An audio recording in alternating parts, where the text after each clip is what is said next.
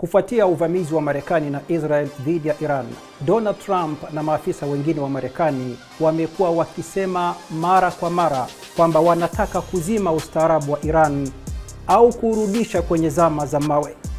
Lakini swali ni kwamba je, tunazungumzia ustaarabu gani?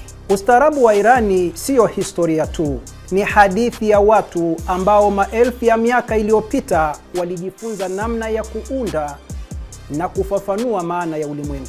Hebu tutazame haraka na kwa ufupi sana ustaarabu huo mkubwa. Katika mji uliochomwa wa Iran miaka 1500 iliyopita, kumepatikana dalili za upasuaji wa ubongo, animesheni ya kwanza duniani na viwanda vilivyokuwa vimepiga hatua za maendeleo.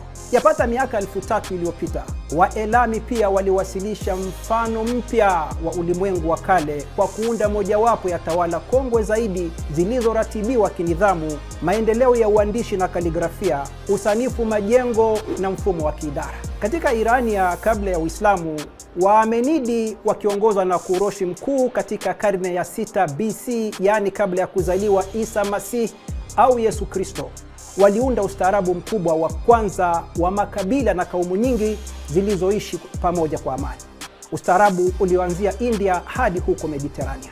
Cyrus Universal Charter, yaani hati ya kimataifa ya Cyrus, pia iliandikwa kwa msingi wa uhuru wa dini na kupiga marufuku utumwa. Katika upande wa umaanawi na masuala ya kiroho, Zoroaster, mtume wa Wairani, kwa mafundisho yake ya mawazo mema, matamshi mema na matendo mema, alianzisha mojawapo ya mifano na mifumo ya kwanza kabisa ya kimaadili duniani. Dariushi Mkuu pia aliunda mtandao wa mawasiliano ya kimataifa kwa kujenga njia ya kifalme ambayo ilitumika kufikisha barua katika sehemu yoyote ya dunia ndani ya wiki 2, jambo ambalo lilikuwa aina fulani ya mfumo wa posta katika muundo wake wa awali.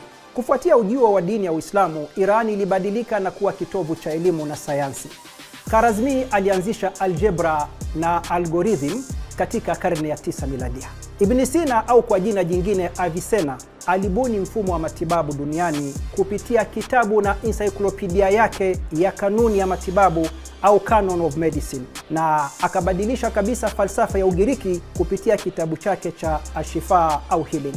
Abu Rayhani Biruni alianzisha anthropolojia mpya kwa ulimwengu kwa kusoma hali za watu wa India, naye Khayyam akabuni kalenda sahihi zaidi ya jua katika karne za 11 na 12 miladia. Katika uwanja wa utamaduni, Ferdowsi alichanganya lugha ya hamasa na maadili aali ya kibinadamu kupitia kitabu chake cha Shahnameh. Malenga na washairi kama Saadi na Hafez pia walizungumzia maadili ya dunia, masuala ya kiroho na irfani, ambapo leo ubeti mashuhuri wa Saadi unaosema wanadamu ni viungo vya mwili mmoja umenakshiwa katika majengo ya Umoja wa Mataifa.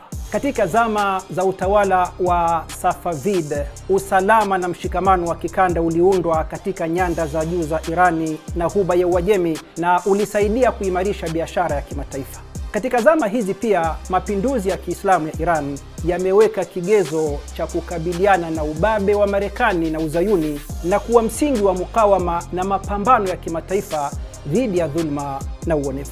Naam, ustaarabu ambao baadhi ya watu leo wanasema wanataka kuuzima ndio ustaarabu ule ule ambao karne nyingi zilizopita uliwasha nuru angavu zaidi ya elimu na maarifa duniani.